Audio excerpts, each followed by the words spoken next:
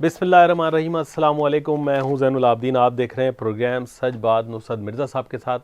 مرزا صاحب السلام علیکم۔ وعلیکم السلام اور السلام علیکم ناظرین کرام۔ آج کے جو موضوعات ہیں اس میں سب سے اہم جو موضوع ہے وہ جو معاشی خوشحالی کا جو جھوٹ بولا جا رہا ہے اس پر ہم بات کرنا چاہیں گے، اور اس کے علاوہ جو طوفانی ہوائیں کراچی میں چل رہی ہیں وہ اس میں بڑی جو 3 کشتیاں ڈوب گئی ہیں اور وہ 15 ماہی گیر جو ہیں ان کو بچایا گیا ہے، اور ابھی 18 لاپتہ ہیں۔ اس پر گفتگو ہم زیادہ اہم ہمارے لیے اہم ہے۔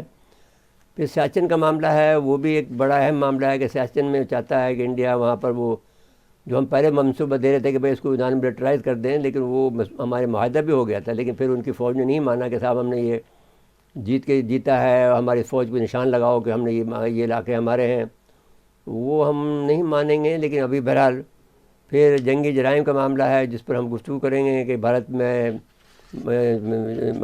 برطانیہ میں یہ کہا گیا ہے کہ ان کے بھارتی آرمی چیف کو وزیر داخلہ کو گرفتار کیا جائے کشمیر میں جو جنگی جرائم انہوں نے کیے ہیں۔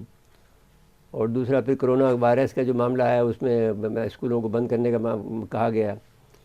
تو ایک لحاظ سے ہم سارے موضوعات کو کور کر لیں گے، لیکن ابھی فی الحال تو ہم سب سے زیادہ جو اہم بات ہے کہ وہ جو معاشی خوشحالی کا جو یہ ایک پنڈورا باکس انہوں نے کھولا ہے جو جھوٹ پر مبنی ہے، اس پر ہم گفتگو کریں گے۔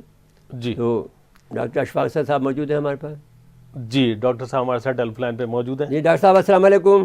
جناب وعلیکم السلام۔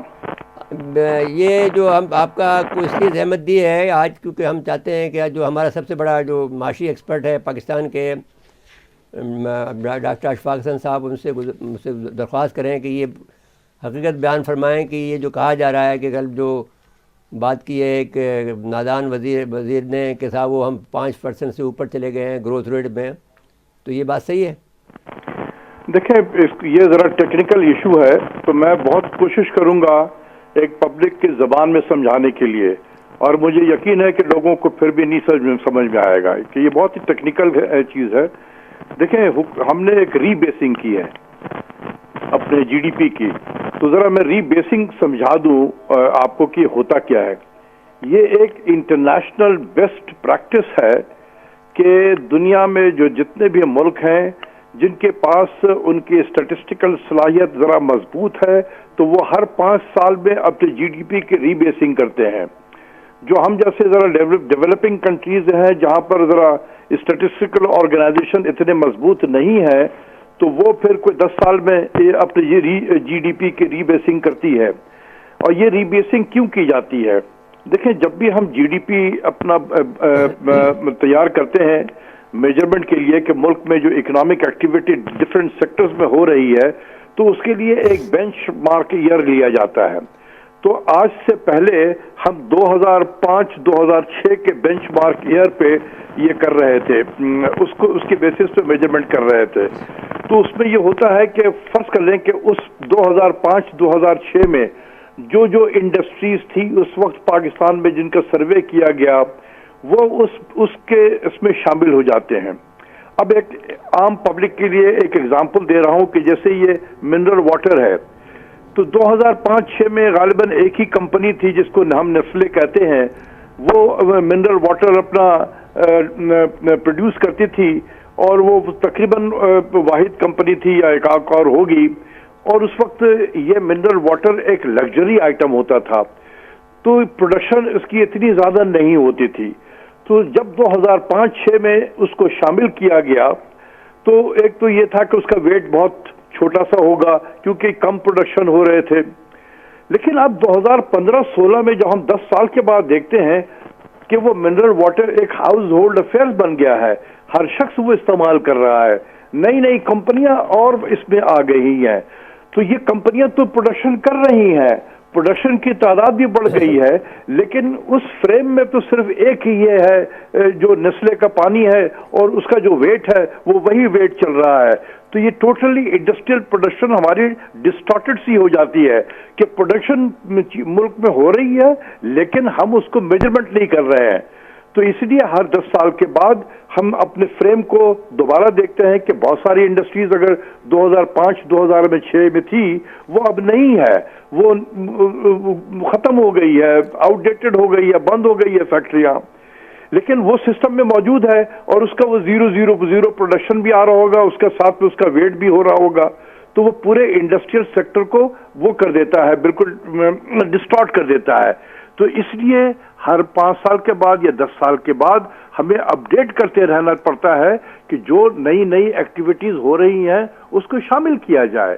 تو یہی ایکسرسائز 2015-16 میں کی گئی اور اس میں تقریباً سینکڑوں کی تعداد میں سروے ہوئے.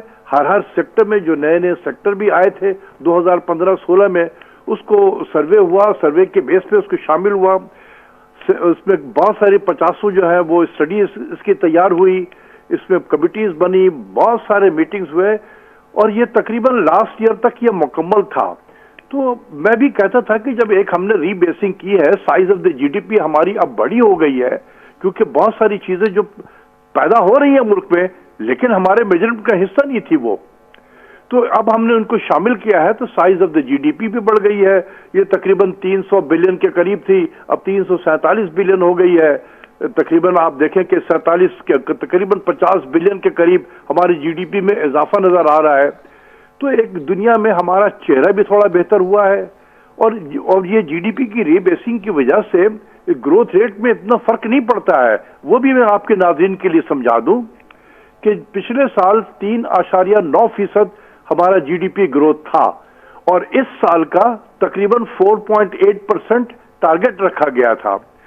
تو وہ جو 3.9% پچھلے سال کا تھا وہ 8 سے 9 مہینے کے بیسس پہ اس کے نمبر پہ کیلکولیٹ کیے ہوئے تھے. تو میرے اپنے کیلکولیشن کے مطابق جون تک جو نمبر تمام آئے تھے اس حساب سے اس نے 4.8 سے لے کر 5% کے درمیان ہونا ہی تھا, ویسے بھی ہونا تھا. تو اب جب یہ ری بیسنگ ہوئی ہے تو وہ اس میں تھوڑا سا مارجنل سا فرق آ گیا ہے. وہ فرق اس لیے آیا ہے کہ اس سے پچھلے سال میں ہماری G D P growth negative تھی 0.5%, اب وہ نیگیٹو 1% ہو گئی ہے, یعنی کہ وہ اور نیچے چلا گیا ہے. تو جب نیچے سے آپ نیچے والے بیس سے جب میجر کریں گے تو نمبر گروتھ ریٹ اس کا بڑا آتا ہے.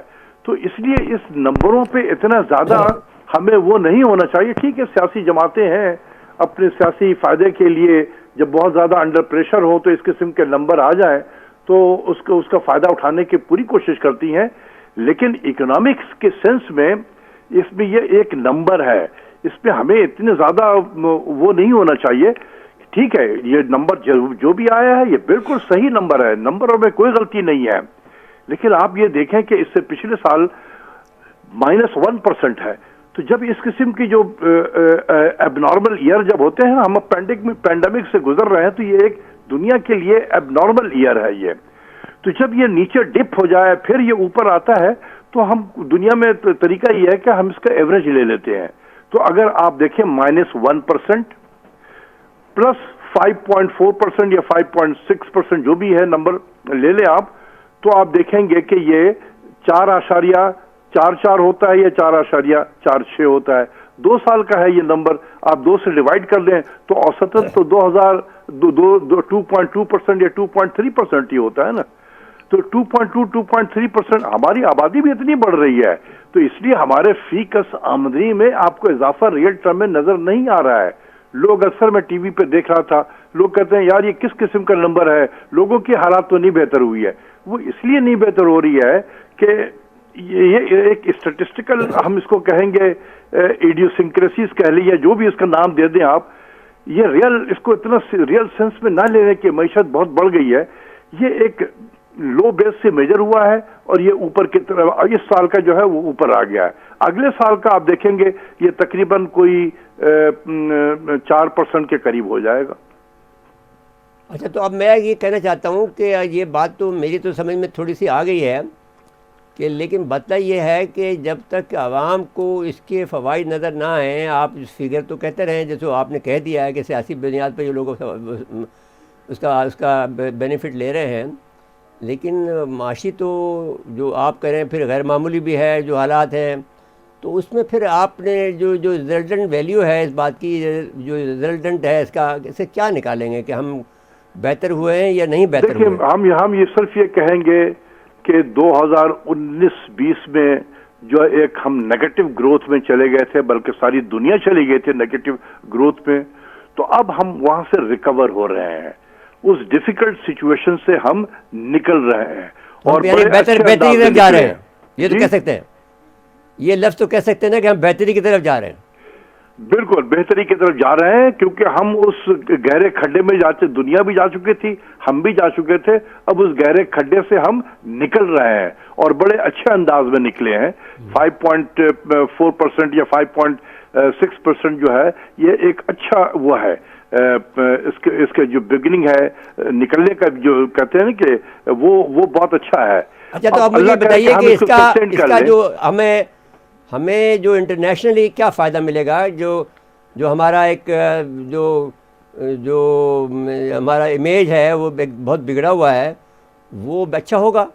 जी देखिए, अभी आपने देखा कुछ दिनों पहले सोशल मीडिया पे हमें कंपेयर किया जाता था बांग्लादेश के जरिए से, कि देखें यार बांग्लादेश कहाँ से कहाँ चला गया और हम नीचे रह गए, हमारी फी के आमदनी देखें, बांग्लादेश की भी देखें आमदनी कहाँ चली गई है। मैं आपको बताऊं कि मैं उस वक्त भी कहता था कि हमारा मसला यह है कि we have failed to major our own progress. हमारे इर्द गिर्द इतनी एक्टिविटीज हो रही है, लेकिन हम उसको मेजर नहीं कर सकते हैं। जो अदारे हैं, मैं आपको अभी भी बता दूं, मैं अभी भी आपको बताना चाहता हूं कि ये जो जीडीपी की साइज हमारी 347 बिलियन है, हुई है 2015-16 के बेस पे, ये बहुत कम है। मेरे नजदीक पाकिस्तान की मईशत $500 बिलियन की मईशत है ये। हम अभी अच्छा, भी तो हम ये कहें कि आपके पास मेजरिंग इंस्ट्रूमेंट नहीं है जी? अपनी मईशत को मेजर करने का जो इंस्ट्रूमेंट है वो आपके पास नहीं है? नहीं, बहुत कमजोर है। बहुत देखिए ना, हमारा जो पाकिस्तान ब्यूरो ऑफ स्टैटिस्टिक्स है, किसी भी हुकूमत ने उसकी तरफ तवज्जो नहीं दिया। ठीक हो गया ना उस अदारे में जो लोग काम कर रहे हैं उनके लिए प्राइड है, ना उनकी पे है। प्राइड। अशफाक साहब, मैं ये खुशी महसूस करूं कि अशफाक साहब ये कह रहे हैं कि हम बेहतरी की तरफ जा रहे हैं और हम उससे भी ज़्यादा बेहतर हैं जितना कि हमें बताया जा रहा है। जी बिल्कुल सही है, 200%, मैं यही कह रहा हूँ। अच्छा, तो अल्लाह का शुक्र है। तो फिर अब आवाम पर इसका फ़ायदा कैसे मिलेगा, ये बताइए ना। ये वो आवाम का फ़ायदा इस तरीके से होगा कि ये नंबर जैसे ऊपर आया है 5.4% वगैरह, ये यहीं पर सस्टेन अगर करता है आगे 3-4 सालों में जाकर, तो फिर इसके असरात आवाम तक आपको मिल जाएंगे, फिर मिलेंगे। अच्छा, फिर ये जो एक तो ये मसला हो गया है कि, लेकिन इसमें मैनेजमेंट का भी तो असूल होगा ना, कि मैनेजमेंट में जैसे मिसाल के तौर पर गैस की हमारे पास कमी नहीं होनी चाहिए थी इस साल। अगर हम 14 वेसल मंगा लेते तो हमारे पास कमी नहीं होती। इन्होंने 12 का ऑर्डर दिया, 10 आई गैस की। देखिए, बात यह है कि हमारा जो oil and gas development corporation है, इनसे तो कोई पूछे कि तुमने अब इस मुल्क में ऑयल और गैस की तलाश में क्या काम किए हैं? नहीं किया। अगर सच्ची बात मैं बताऊं आपको कि जो रिपोर्ट है दुनिया की, जो मैं तो क्योंकि स्टडी कर रहा हूं, मैंने जब से मैंने पॉलिटिकल साइंस में एमए किया था 68 में, तब से मैं स्टडी करता हूं। तो मैं आपसे ये कहता हूं कि वो ये रिपोर्ट है कि सिंध जो है यानी गैस पे तैर रहा है। ये जुमला है उनके बाहर के मुल्कों का, जो उस वक्त की जो रिपोर्ट है। कोई तो निकाले ना। अगर अल्लाह ताला ने हमारे ज़मीन के नीचे ज़खायर दिए हुए हैं, लेकिन हमें इतनी सलाहियत नहीं है कि हम उसको निकाल सकें। अब मसला ये आ गया है कि ये जो मरकज़ में और जो इमरान खान की जो एरोगेंस है वो उसको, और जो इन लोगों की करप्शन है सिंध की, वो इसमें कोई मिलाप नहीं हो रहा है। वो न तो उनसे काम ले पा रहा है, ना उनसे। अब मिसाल के तौर पर अगर मैं वज़ीर होता इसका गैस का, मैं एक बात आपसे कह रहा हूँ, अल्लाह मैंने माफ़ी दे, मैं ये कभी गैस की कमी होने नहीं देता। मुझे मालूम है कि कहाँ से ये गड़बड़ हो रही है। ये सिंध में जो गड़बड़ हो रही है जानबूझ के कर रहे हैं। अब आप इसको जो भी कहें, लेकिन मैं इस बात को जानता हूँ कि यहाँ गड़बड़ जानबूझ के हो रही है और ये लो प्रोडक्शन हो रही है। देखें, जब तक मुल्क में जो 18वीं तरमीम की गई है और 7th NFC अवार्ड लाया गया है, जब तक इसमें करेक्शन आप नहीं करेंगे, यह मुल्क इसी तरीके से लड़खड़ाता रहेगा। बिल्कुल सही है आपकी बात। इसकी जड़ों को कमजोर कर दिया गया है।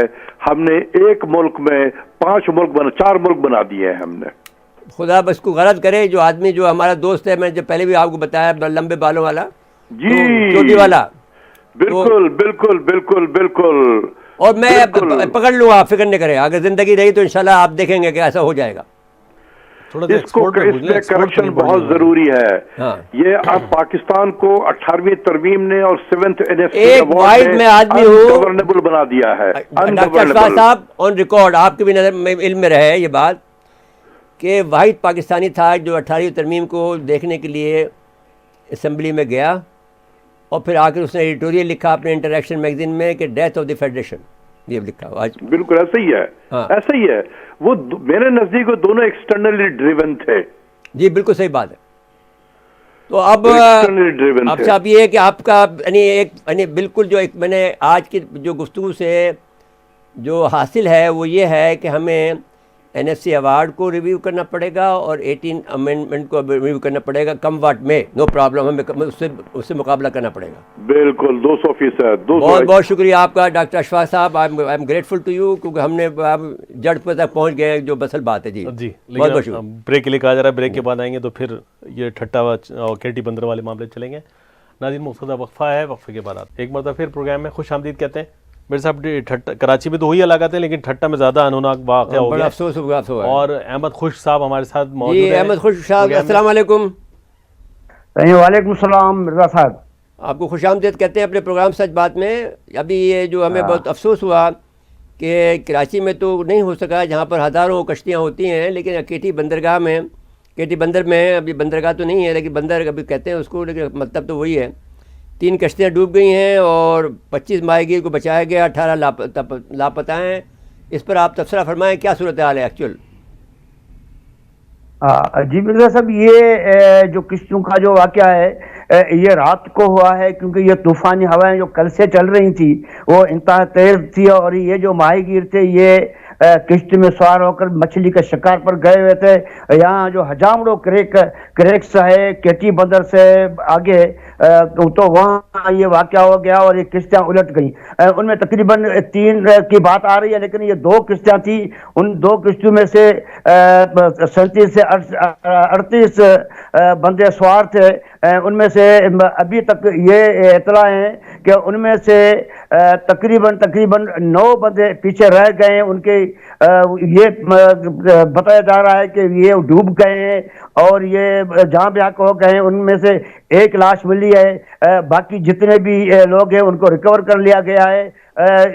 تقریباً 16 سے زائد بندے جو ہیں وہ ریکور کر لیے گئے ہیں. اور انسانیہ کی جانب سے یہ اطلاع ملنے کی وجہ سے یا کوئی خاص انتظام نہ ہونے کی وجہ سے یہ اس قسم کی صورتحال پیدا ہوئی ہے.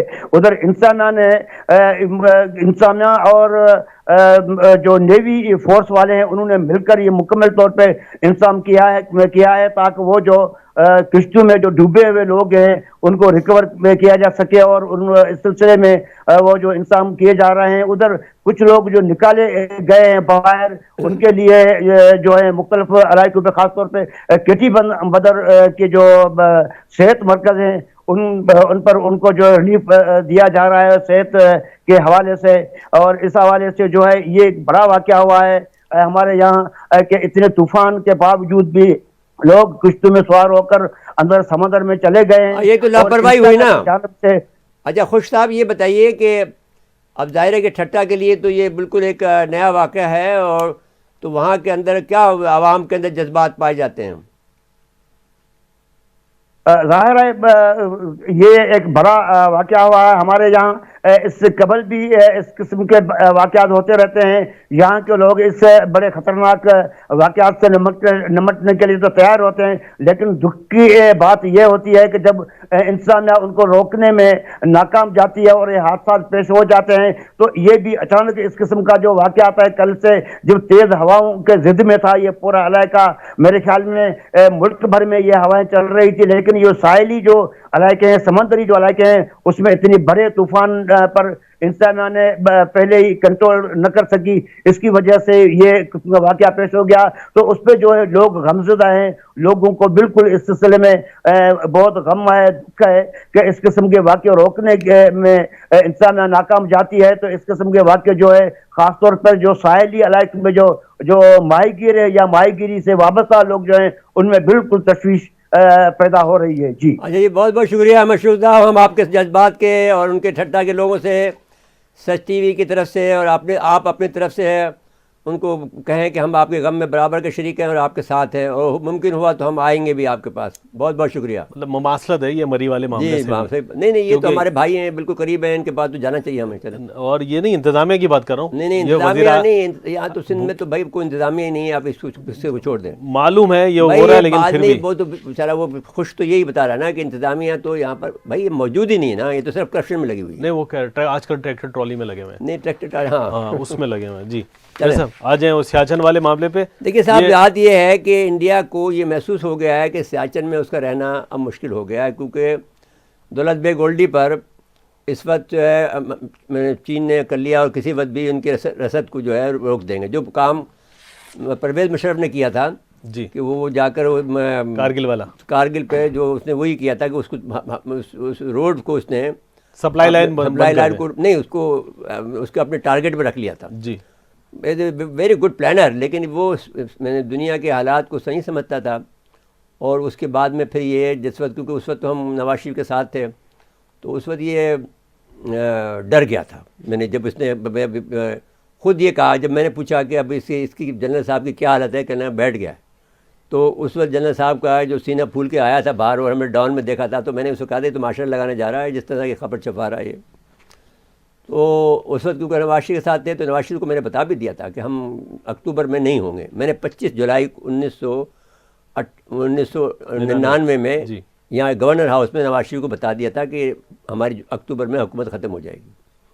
مجھے پتہ ہو گیا تھا. میں میر پرخاص سے، عجیب بات ہے کہ کہاں سے خبر لگی، میر پرخاص سے جب میں گیا. اچھا، آپ خیر مختصر بات یہ ہے کہ ہمارا اب سیاچن میں ہمارا ایک تو یہ ہے کہ ہمیں بدلہ لینا ہے انڈیا سے. 129 آدمی ہمارے سیاچن میں شہید ہوئے ہیں.